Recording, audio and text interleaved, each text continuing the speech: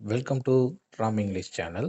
நம்ம இப்போ 10th CBSE footprints without feet அப்படிங்கக்கூடிய சப்ளிமெண்ட்ரி ரீடரில் இருக்கக்கூடிய first topic a triumph of surgery story தான் பார்க்க போகிறோம். Triumph means a victory or achievement which was written by James Herriot. James Alfred Wight அப்படிங்கிறது தான் அவரோட உண்மையான பேர். ஸோ ஆனால் இவரோட ஸ்டோரிஸ் எல்லாம் ஜேம்ஸ் ஹெரியாட் அப்படிங்கக்கூடிய அவரோட பென் நேமில் தான் எழுதி பப்ளிஷ் பண்ணியிருக்காரு. இவர் வந்து ஒரு பிரிட்டிஷ் ரைட்டர் ப்ளஸ் சர்ஜன். இவரோட டேட் ஆஃப் பர்த் 3/10/1916. இவரோட டெத் டேட் 23/2/1995. ஸோ இவர் எழுதின if only they could talk அப்படிங்கக்கூடிய ஷார்ட் ஸ்டோரி கலெக்ஷன் ஒரு புக்கு பயங்கர ஃபேமஸ் ஆகி அதெல்லாம் வந்து என்ன பண்ணியிருக்காங்க அப்படின்னு சொன்னால் நிறையா படங்களாகவும் காமிக் புக்ஸாகவும் ரிலீஸ் பண்ணியிருக்காங்க. இந்த புக்கானது செமி ஆட்டோபயோகிராஃபிக்கல் புக்கு.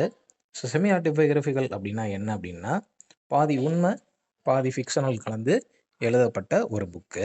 வாங்க இப்போ நம்ம ஸ்டோரிக்குள்ளே போகலாம். இந்த ஸ்டோரியில் 3 முக்கியமான கேரக்டர்ஸ் மட்டும்தான் இருக்காங்க. First one is Mrs Pumphrey, rich lady. ரெண்டாவது வந்து டாக் ட்ரிக்கி. மூணாவது வந்து நம்ம நரேட்டர், அதாவது சர்ஜன் சேம்ஸ் ஹெரியாட். இந்த ஸ்டோரி வந்து எப்படி ஸ்டார்ட் ஆகுது அப்படின்னு சொன்னால், மிஸ்ஸஸ் பாம்ரே அவங்களோட டாக் ட்ரிக்கியை கூட்டிகிட்டு வாக்கிங் போயிட்டுருக்காங்க. எதிர்த்தாப்புல நம்ம ஜேம்ஸ் ஹெரியாட் நம்ம ஆத்தர் வந்து வந்துக்கிட்டு இருக்காரு. வரும்போது அந்த ட்ரிக்கி டாக்கை பார்த்து ரொம்பவே ஷாக் ஆகுறாரு. ஏன் அப்படின்னு சொன்னால் அந்த டாக் ரொம்ப ஃபேட்டாக குண்டா கொழு கொழுன்னு அதோட அளவு மீறி ஒரு சைஸில் வந்து இருக்குது. அதை பார்த்துட்டு ஜேம்ஸ் ஹெரியாட் பம்ரேட்ட உங்கள் டாக் வந்து இப்படி இருக்கிறது நல்லதில்லை, அதுக்கு வந்து உடனே வந்து ஏதாவது ஹெல்த் இஷ்யூஸ் வர சான்சஸ் இருக்குது அப்படின்னு சொன்னோடனே மிஸ்ஸஸ் பம்ரே சொல்கிறாங்க, அதுக்கு என்ன பண்ணுறதுன்னு எனக்கு தெரியலை, நான் அது கேட்குறப்பெல்லாம் சாப்பாடு வந்து அதிகமாகவே கொடுத்துட்றேன், அதனால் கூட அது வந்து இந்த மாதிரியான ஒரு சைஸ்க்கு வர காரணமாக இருக்கலாம் அப்படின்னு சொல்கிறாங்க. சொல்லிவிட்டு அவங்களுக்குள்ள அந்த கான்வர்சேஷன் முடிஞ்சு அங்கேருந்து போகிறாங்க. போகிறப்பயே நம்மளோட நரேட்டர் நினைக்கிறாரு, இவங்க என்னைக்காவது ஒரு நாள் வந்து நம்மளை கூப்பிடுவாங்க இந்த டாகோட ஹெல்த் இஷ்யூஸ்க்கு வந்தோடனே, ஸோ அப்போ நமக்கு பார்த்துக்கலாம் அப்படின்னு சொல்லி மூவ் ஆன் ஆகி போகும்போது, ஸோ அவர் நினச்ச மாதிரியே ஒரு 1 மந்த்க்கு அப்புறமா மிஸ்ஸஸ் பம்ரே வந்து நரேட்டருக்கு கால் பண்ணி, என்னோடய டாக் ட்ரிக்கி ரொம்ப ஹெல்த் இஷ்யூஸில் இருக்குது, அதை வந்து ஏதாவது பண்ணுங்க அப்படின்னு சொல்கிறாங்க. அப்படி சொல்லும்போது நரேட்டர் வந்து சொல்கிறாரு, நீங்கள் டாகை வந்து ஹாஸ்பிட்டலைஸ்ட் பண்ணிடுங்க, இங்கே வந்து அட்மிட் பண்ணிடுங்க, அப்போனா தான் உங்கள் ட்ரிக்கியை வந்து காப்பாற்ற முடியும் அப்படின்னு வந்து சொல்கிறாங்க.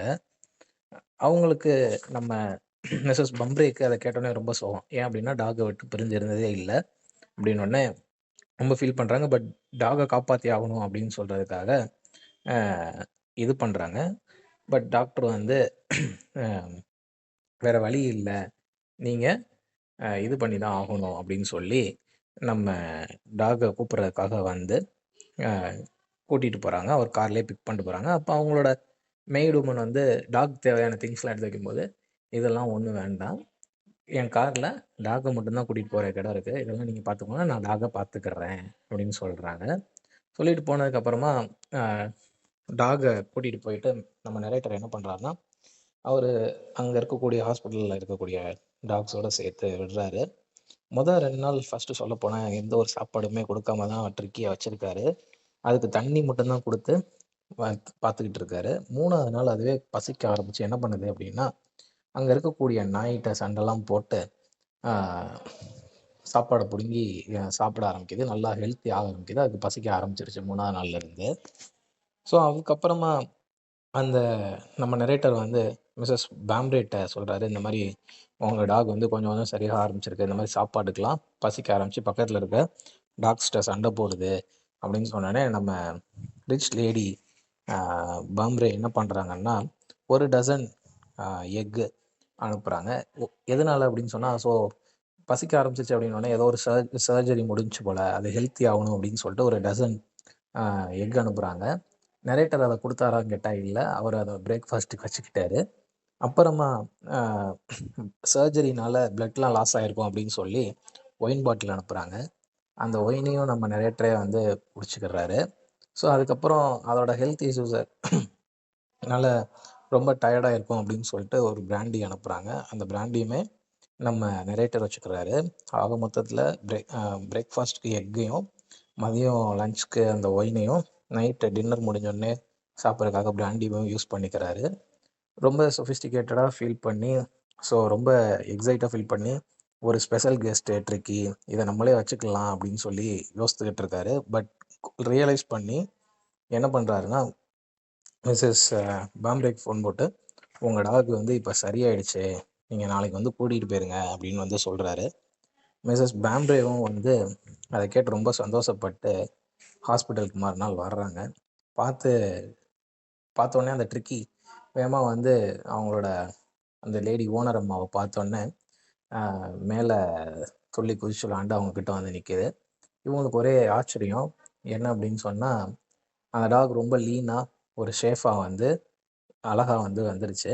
ஸோ அதுக்கு காரணம் வந்து உங்களோட சர்ஜரி தான் காரணம். ட்ரையம்ப் ஆஃப் சர்ஜரி அப்படின்னு சொல்லி இந்த ஸ்டோரியை முடிக்கிறாங்க. Triumph means successful or achievement a great victory அப்படின்னு சொல்கிறாங்க.